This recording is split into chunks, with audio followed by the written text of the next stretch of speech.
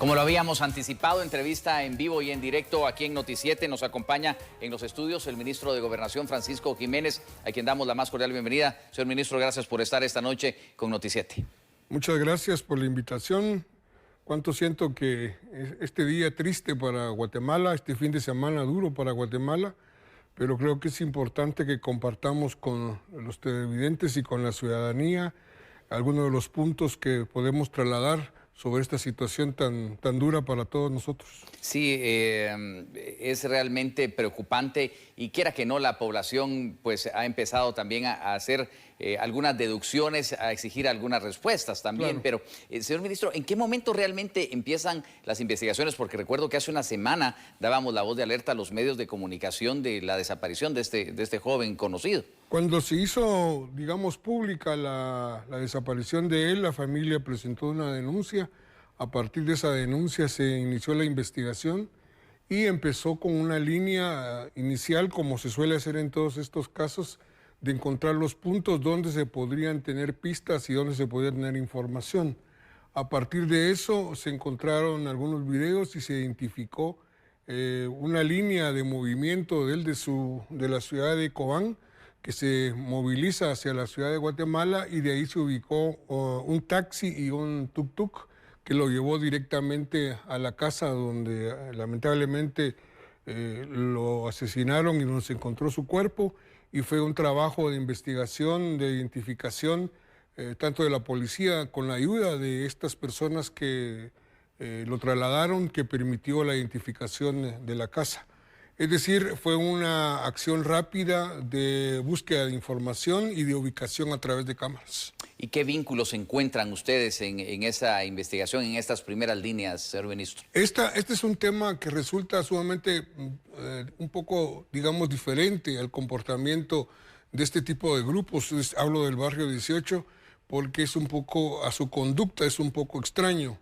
Esto significa fundamentalmente que por qué razón es que nosotros afirmamos que el barrio 18 está involucrado en este caso.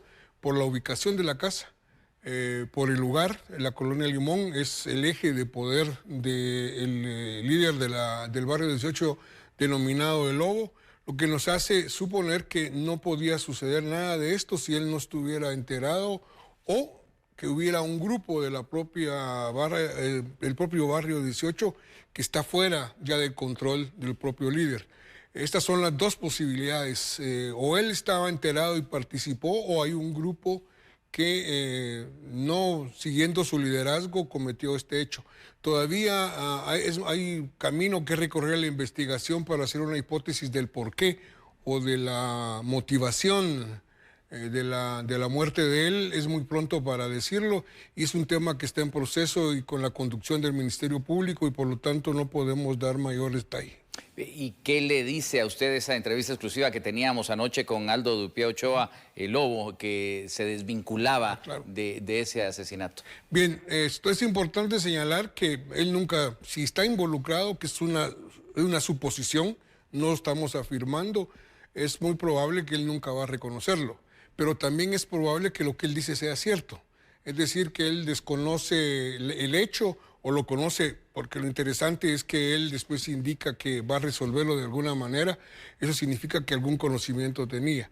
Digamos, aquí el punto fundamental es señalar de que extrañamente él se desvincula del liderazgo que tiene sobre el resto del barrio 18, y esto hay que profundizarlo en la investigación para ver precisamente, efectivamente, qué es lo que sucedió. Y con la experiencia que ustedes manejan, ¿qué pudo haber sucedido, señor ministro? Porque él llega a cumplir un compromiso que aparentemente tenía, pero de ahí en adelante ocurren se desencadenan estos sucesos. Estas son una de las preguntas que incluso yo traslado a todos los que nos escuchan, y a ustedes también como medio y como periodistas, porque es una pregunta basada en que el patrón de esta muerte es totalmente extraña al comportamiento del barrio 18.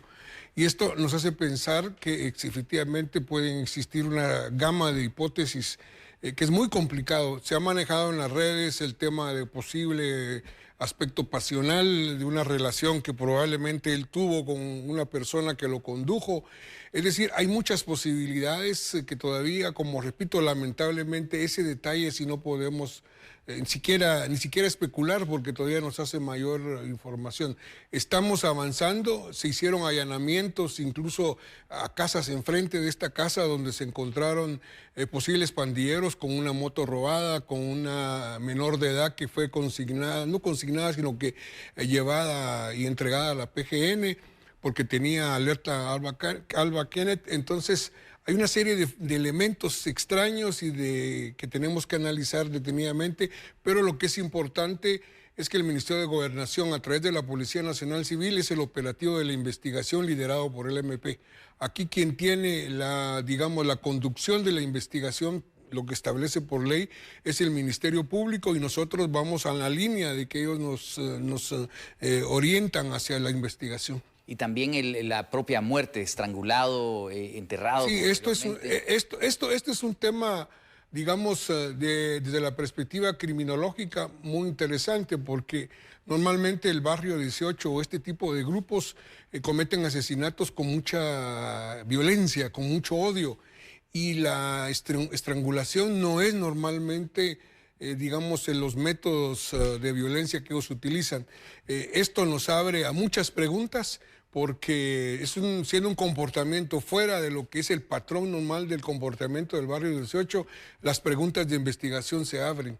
Esto, digamos, vuelvo a repetir, si uno quisiera especular, hay muchas posibilidades, pero lo que yo quisiera señalar que para mí es muy importante es que independientemente de cómo van a llegar las investigaciones, nuestro esfuerzo es que esto no quede impune. Y quiero decir una cosa importante, a nosotros nos impacta mucho, porque ya de por sí la muerte de un guatemalteco ya en el día a día es sumamente impactante. Pero este caso nos muestra una situación que tenemos que trabajar intensamente para contener la conducta criminal de las bandas y de las pandillas como el barrio 18. No podemos seguir así. Nuestro esfuerzo desde el inicio ha sido precisamente un tema importante que es el control del sistema penitenciario, porque de ahí es donde surgen muchos de estos temas que afectan a la población.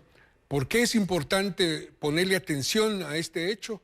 Porque es un joven que tenía sueños, un joven que estaba comprometido con su comunidad, como ustedes han reportado en el segmento anterior, y eso duele terriblemente porque no se vale que una persona con esas aspiraciones y con esas posibilidades de éxito haya sido truncada su vida. Nuestro compromiso como gobierno y como Ministerio de Gobernación y Policía Nacional Civil es que esto no quede impune, apoyando las directivas del Ministerio Público, pero también todo lo que estamos haciendo, y empezamos, por eso fue importante la requisa de anoche. Era importante, digamos, aislar a estos 4 líderes del barrio 18, era importante hacer una requisa para poder retomar el control. Tenemos problemas de retomar el control porque no se invirtió en el sistema penitenciario en las últimas décadas, pero nuestro compromiso es afrontar estos grupos para que de manera contundente podamos detener estas acciones. Sí, lo escuchábamos en la conferencia de prensa de esta mañana precisamente hablar del sistema penitenciario, pero ¿cómo pretenden o cómo podría cambiarse este sistema en un breve tiempo? ¿Cuáles serán esos pasos? Primero, ¿cómo lo encuentran ustedes y hacia dónde lo quieren llevar también? Aunque esto nos llevaría un programa entero, pero en términos concretos, lo que encontramos es una ausencia de controles, una guardia penitenciaria con altos niveles de corrupción, una infraestructura totalmente desastrosa y una ausencia total de tecnología. En estos 4 puntos tenemos que trabajar. Infraestructura significa nuevas cárceles. Estamos trabajando en eso. Para octubre del 2025 va a estar entregada una cárcel de 3.008 nuevas plazas. Estamos también diseñando ya otras 2 cárceles más. Vamos a retomar un tema importante de una cárcel que durante el gobierno de Otto Pérez Molina, por razones administrativas, dejó de construirse. Ya estamos hablando con la empresa para retomar la construcción. Es un tema que está también en Escuintla, a la par de la Granja Penal de Canadá, pero también tenemos el proyecto de módulos que va a permitir, que son módulos especializados para colocar con mayores restricciones, particularmente extorsionadores, que van a ser dentro de las propias cárceles que existen ahora. Esto esperamos tenerlos construidos a finales de este año.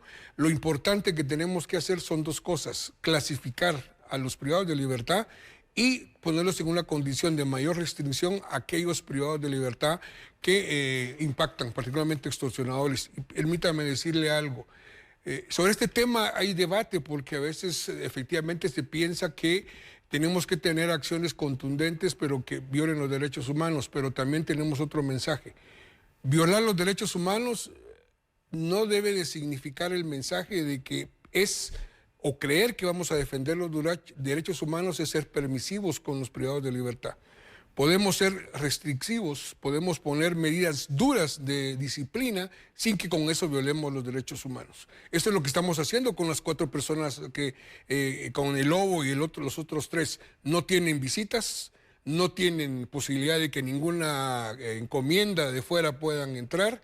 Es decir, una serie de restricciones que no violan los derechos humanos, pero que estos privados de libertad se les debe de aplicar para que precisamente con contundencia dejen de producir hechos delictivos hacia afuera. Nos falta mucho, por supuesto. Estamos en un proceso de compra de escáner que permita identificar en el cuerpo humano quienes usan el cuerpo humano como depósito, cámaras en las áreas de máxima seguridad. Hay que tener cámaras dentro de las celdas para poder tener un mayor control, y esto no daña los derechos humanos, simple y sencillamente garantiza que hay que tener condiciones de restricción y de mayor control a estos privados de libertad que están cometiendo actos delictivos desde las cárceles. Y fuera de las cárceles, señor ministro, por supuesto, porque estamos pasando por una etapa pues un poco cruda, ver la aparición y el hallazgo de muchos cadáveres, como usted dice, ejecutados con saña. ¿Qué se está haciendo para pues dar con el origen de esto? Lo que es importante es que hace unas semanas empezaron a aparecer cadáveres envueltos en sábanas, lo que muestra que precisamente es un delito cometido por pandilla, en este caso Barrio 18, que fue una pugna que tuvieron entre ellos y fueron ajustes de cuentas. Esto lo menciono y quiero ser enfático que no son homicidios contra la población o contra los ciudadanos, sino que entre ellos mismos. De hecho, la subida en algunos días de homicidios tiene que ver con este tipo de homicidios.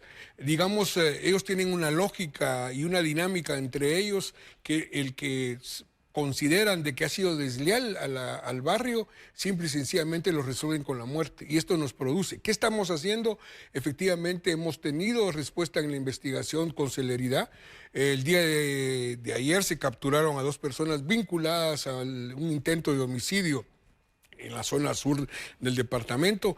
De igual manera, hemos tenido reacciones rápidas con respecto a poder limitar el comportamiento de sicarios, y esto significa un avance en términos de respuesta rápida. ¿Hace falta? Hace falta mucho. No puedo decir de que estamos en una situación donde tenemos o no tendríamos que seguir trabajando. Tenemos que seguir trabajando, y el objetivo fundamental es desestructurar a estas organizaciones criminales. Este es el objetivo fundamental y estamos encaminados a ese proceso. Y para terminar donde empezamos, señor ministro, decía usted que es el Ministerio Público quien lleva ya la investigación de Farruko Pop, pero continúan ustedes entonces trabajando de la mano. ¿Qué puede esperar la población en este caso? En este caso, lo que puede esperar la población es que tenemos suficiente información de investigación que no puedo decir la fecha exacta porque no tengo, digamos, una bola de cristal, lamentablemente, pero no vamos a tener que esperar mucho para ver resultados de esta investigación, y esperamos que en los próximos días vayan a haber resultados más contundentes que la población se va a dar cuenta, precisamente para encontrar a los autores y a los involucrados en este terrible delito. ¿Algo que usted quiera agregar aprovechando la audiencia de Noticiero? En primer lugar, lo que yo quisiera señalar, y me parece que es un mensaje que quiero decir con fuerza, es que nosotros no nos detenemos ante la situación de la criminalidad, particularmente de las pandillas. La extorsión sigue siendo el problema más duro para la población, y vamos a seguir trabajando. Yo sé que muchos nos critican por las requisas, pero vamos a seguir haciendo requisas porque esto nos genera 1, 2, 3 días de disminución de las extorsiones y esto ya es más que suficiente, pero no nos vamos a quedar ahí, no, que seguimos adelante en el tema de infraestructura y en el tema de controles a partir del uso de la tecnología.